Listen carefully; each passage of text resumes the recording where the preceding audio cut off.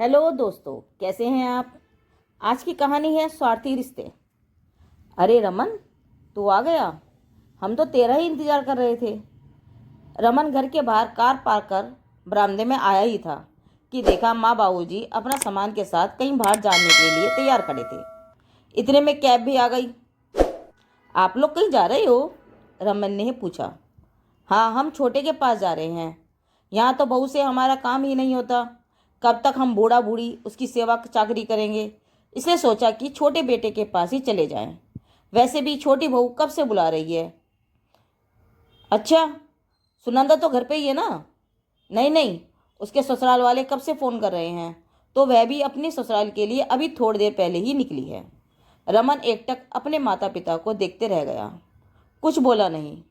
माँ बाबूजी ने शायद पहले ही कैब बुला ली थी, इसलिए दोनों ने अपना सामान उठाया और कैब में रख रवाना हो गए। हमेशा कमर दर्द का बहाना करने वाली माँ ने आज बैग उठा लिया। देखकर रमन हैरान था। जितनी स्फूर्ति से बाबूजी कैब में बैठे थे, लगा ही नहीं कभी उनके घुटनों में दर्द रहा होगा। और सुनंदा बहन, जिसे अपने ससुराल में हमेशा कमी ही कमी नजर आती थी और पिछले 2 महीने से ससुराल जाने को तैयार ही नहीं थी, वह भी आज अपने ससुराल रवाना हो गई। कुछ देर रमन वहीं खड़ा रहा, अपनों की एहसान फरामोशी को देखते हुए। थोड़ी देर बाद वहां खड़ा रहने के बाद अंदर आया तो देखा पूरा घर अस्त व्यस्त था। सब तरफ सामान फैला पड़ा था। 3 साल का चिन्मय शायद सुबह से नहाया नहीं था, पूरा गंदा हो रखा था। और 5 साल की वाणी, बाल उसके पूरी तरह से उलझे हुए और कपड़े भी गंदे पहने हुए थी। बेचारी दूध ब्रेड से ही अपना और अपने भाई का पेट भर रही थी। ब्रेड सेकना तो आता नहीं था, इसलिए कच्ची ब्रेड ही दूध में डुबो डुबो कर दोनों भाई बहन खा रहे थे। उसमें भी बर्तनों का कोई अता पता नहीं, दूध की भगोनी ही लेकर बैठे हुए थे, जबकि ब्रेड का पैकेट जैसे तैसे फटा हुआ और उसी में से ब्रेड निकाल कर खा रहे थे। साफ साफ पता चल रहा था कि माँ बाबूजी और सुनंदा ने सुबह से कुछ भी काम नहीं किया था। अंदर अपने कमरे में गया तो देखा शोभना पलंग पर लेटी अपनी किस्मत पर रो रही थी। रमन को देख अपने आंसू साफ किए। तुमने कुछ खाया या नहीं? रमन का यह सवाल सुनते ही शोभना जोर जोर से रोने लगी। रमन जानता था उसने कुछ नहीं खाया होगा। माता पिता और बहन ने कुछ बनाकर दिया ही नहीं होगा और फ़ोन से ऑर्डर कर नहीं सकती थी, क्योंकि उसका मोबाइल तो खुद रमन ने तोड़ दिया था। क्या गलती थी मेरी? मैंने तो सबकी सेवा की हमेशा, बदले में यह सिला मिला। मेरा पैर क्या फ्रैक्चर हुआ कि सब कुछ छोड़कर चले गए? मेरे बच्चों की तरफ भी किसी ने ध्यान नहीं दिया। गलती तुम्हारी नहीं, मेरी है। मैंने ही उन लोगों को तवज्जो सबसे ज़्यादा दी थी, तुम लोगों से भी ऊपर। हमेशा उनकी बात मानी, तुम्हें भी ज़बरदस्ती हर बात को मानने पर मजबूर किया। पर जब आज मेरे परिवार को उनकी ज़रूरत थी, वो लोग मुझे छोड़कर छोटे के पास चले गए। रमन ने शोभना के आंसू पूछते हुए कहा। तुम फिक्र मत करो, मैं हूं ना, मैं संभाल लूँगा।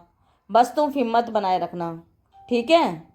रमन ने शोभना का चेहरा अपने दोनों हाथों में लेते हुए कहा। ठीक है, शोभना ने भी जैसे तैसे हिम्मत करते हुए कहा। मैं अभी बाहर से कुछ ऑर्डर कर देता हूँ खाने के लिए।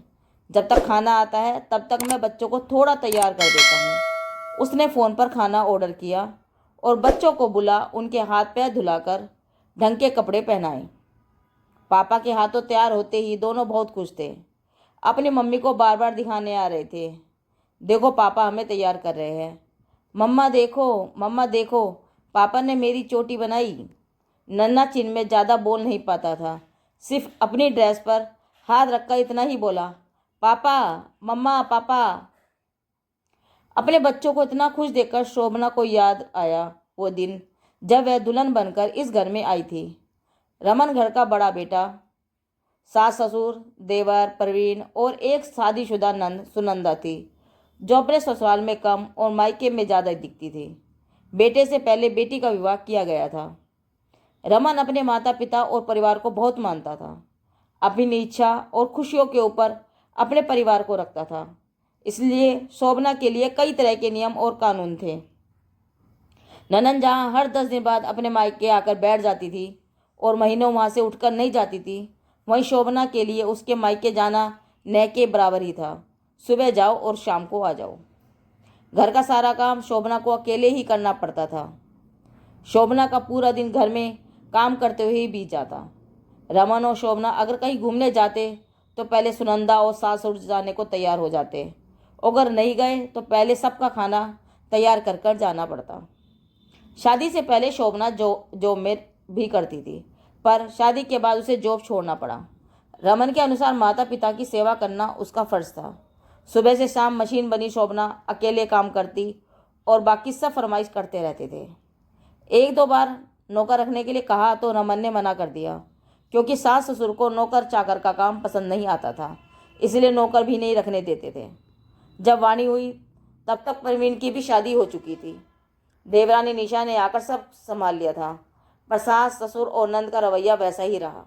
नेक लेने में सभी आगे आ जाते, पर काम करने के मामले में सब पीछे हो जाते। जब प्रवीण निशा दूसरे शहर शिफ्ट हुए तब कुछ दिन सास ससुर उसके साथ भी रहे, पर निशा के घर में नौकर काम करते थे और उससे जितना होता वह उतना ही काम करती थी, इसीलिए सारी फरमाइशें वहाँ नहीं चलती। तो सास ससुर शोभना के पास रहना ही पसंद करते थे, क्योंकि वो जानते थे यहाँ रमन के रहते शोभना की मनमर्जी नहीं चल सकती। अभी सप्ताह भर पहले ही अचानक बारिश का मौसम हो गया था, तो सुनंदा ने उसे आवाज़ लगाई, भाभी बाहर बारिश का मौसम हो गया है, फटाफट से कपड़े ले आओ। रसोई में पकौड़ी तलते हुए शोभना फ़ोन पर भी बात कर रही थी, इसलिए उसने सुनंदा से कहा, दीदी मैं पकौड़े तल रही हूँ, आज कपड़े आप ले आओ प्लीज़। तुम्हें शर्म नहीं आती? तुम्हारे रहते सुनंदा कपड़े लेकर आएगी, सासू माँ चिल्लाई। उनकी आवाज़ सुनकर रमन बाहर आ गया। क्या हुआ माँ, क्यों चिल्ला रही हो? देख तेरी पत्नी को, कामचोर होती जा रही है, सुनंदा से काम करवा रही है। अब हम भारी होते जा रहे हैं इस पर। नहीं होती सेवा तो बोल दे, हम छोटे के पास चले जाएंगे। ऐसे कैसे कह रही हो माँ, मैं अभी समझाता हूँ। शोभना शोभना, लगभग चिल्लाते हुए रमन रसोई में गया और शोभना के मोबाइल को फेंकते हुए जोर से शोभना को डांटने लगा। रमन ने डांट लगाई है तो अपने हाथ धोकर रसोई में काम करती हुई शोभना को ही छत पर भागना पड़ा।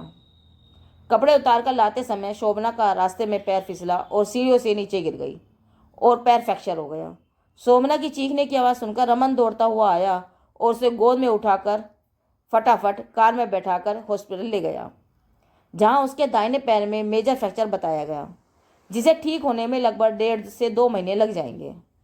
4-5 दिन तो शोभना हॉस्पिटल में ही रही। उसके बाद रमन उसे घर लेकर आया तो असली परेशानी तो अब शुरू हुई। सास ससुर ने निशा को फ़ोन कर दिया कि वह आकर यहाँ का काम संभाल ले, पर निशा जानती थी कि शोभना की सेवा करने के लिए नहीं, बल्कि खुद की सेवा करने के लिए बुला रहे हैं। वह जानती थी कि अगर वह आने से मना कर देगी तो वो लोग खुद से यहाँ आ जाएंगे, और यही मौका है रमन की आंखों पर से अपने माता पिता और बहन के नाम की पट्टी हटाने का। नहीं तो बेचारी शोभना जिंदगी भर परेशान होती रहेगी। मौका देख उसने अपने कमान से तीर छोड़ा।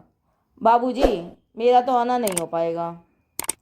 शाम को तो माँ और सुनंदा ने जैसे तैसे खाना बना लिया, लेकिन दूसरे दिन रमन ऑफिस में कुछ दिन की छुट्टी के लिए कहने गया। तब वापस लौटा तो देखा माँ बाबूजी घर से छोटे के पास जाने के लिए रवाना हो रहे थे। इतने में खाना आ गया तो रमन खाना लेकर कमरे में आ गया। चलो बेटा, आज पापा तुम लोगों को खाना परोसेंगे, यहाँ जल्दी से आ जाओ। रमन की आवाज़ सुनकर बच्चे कमरे में आ गए और शोभना के पास आकर बैठ गए। आज पहली बार रमन, शोभना, वाणी और चिन्मय ने साथ में खाना खाया। थोड़ी देर बाद रमन के फ़ोन पर शोभना के लिए निशा का फ़ोन आ गया। माफ़ करना भाभी, मैं नहीं आ पा रही हूँ, लेकिन अब कम से कम भैया की आंखों पर अपने परिवार के नाम की जो पट्टी बंधी थी वह हट गई होगी। वैसे फिक्र मत करो, मैंने एजेंसी में बात कर ली है, कल वो लोग मेड भिजवा देंगे घर पर। भैया से कहिए सब संभाल लेंगे। थैंक यू निशा। अरे आप मेरी बड़ी बहन हैं, इसमें थैंक यू की क्या बात है। साल का अंत चल रहा है और मैं अपने परिवार के लिए कुछ भी नहीं कर पा रही हूँ। सबसे बड़ी खुशी की बात है भाभी, इस साल के अंत में भैया को समझ में आ गया कि कुछ रिश्ते स्वार्थी होते हैं उनके लिए अपनों का मन नहीं मारना चाहिए, और कहकर निशा ने फ़ोन रख दिया। दोस्तों, अगर आपको ये कहानी पसंद आई हो तो कहानी को लाइक करें और चैनल को सब्सक्राइब करें। धन्यवाद।